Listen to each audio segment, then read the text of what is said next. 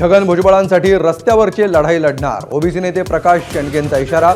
मंत्रिमंडळातून डावललेल्या भुजबळांशी ओबीसी नेत्यांची खलबतं. भुजबळांच्या पाठीशी उभं राहण्याचंही विधान.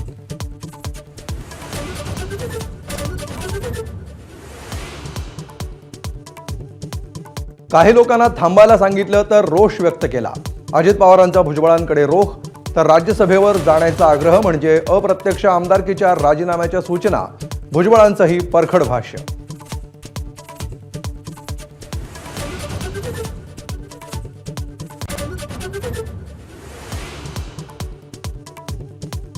कृषी मंत्री झालेल्या माणिकराव कोकाटेंच्या स्वागताच्या बॅनरवर भुजबळांचे वैरी सुहास कांदेंचा फोटो.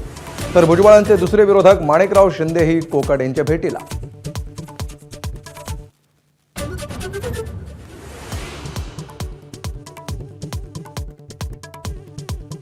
खातेवाटपानंतर फडणवीस, शिंदे आणि अजितदादांसमोर पालकमंत्रीपदाचं टेन्शन. पुणे, रायगड, संभाजीनगर, बीड आणि साताऱ्यामध्ये पालकमंत्रीपदासाठी जोरदार रस्सीखेच. भाच्याच्या लग्नात राज ठाकरे आणि उद्धव ठाकरेंचं खेळीमेळीच्या वातावरणात संवाद. वहिनी रश्मी ठाकरेंशी चर्चा करताना राज ठाकरे कॅमेऱ्यात कैद.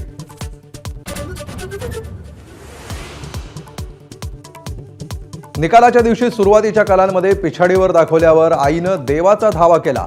बारामतीच्या विजयी सभेत अजित पवारांनी सांगितला निकालाच्या दिवशीचा किस्सा.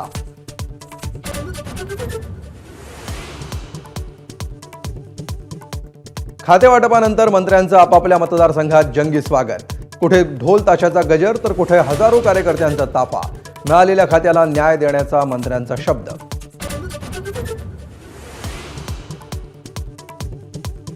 शरद पवारांचा मुख्यमंत्री फडणवीसांना फोन. बीड सरपंच हत्या प्रकरणात लक्ष घालण्याचं आवाहन. पुण्यातील भीमथडी जत्रेचंही दिलं निमंत्रण.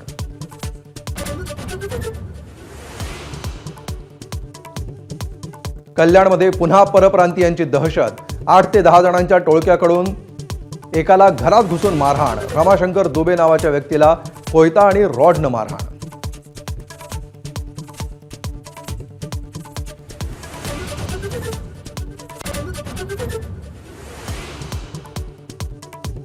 वाढदिवसाला आईनं नवीन मोबाईल फोन न दिल्यामुळे 15 वर्षांच्या मुलाची गळफास घेऊन आत्महत्या.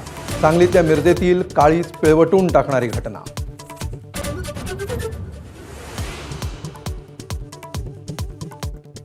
पंतप्रधान नरेंद्र मोदींना कुवेतचा सर्वोच्च नागरी पुरस्कार. द ऑर्डर ऑफ मुबारक अल कबीर पुरस्कारानं गौरव.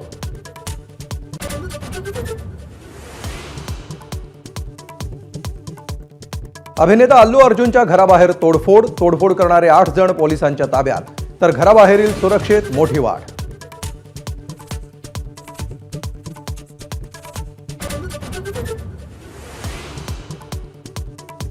कडाक्याच्या थंडीनं काश्मीरच्या सौंदर्यात भर. ड्रंग धबधबा गोठला तर थंडीच्या लाटेनं दल लेकवर बर्फाचा थर.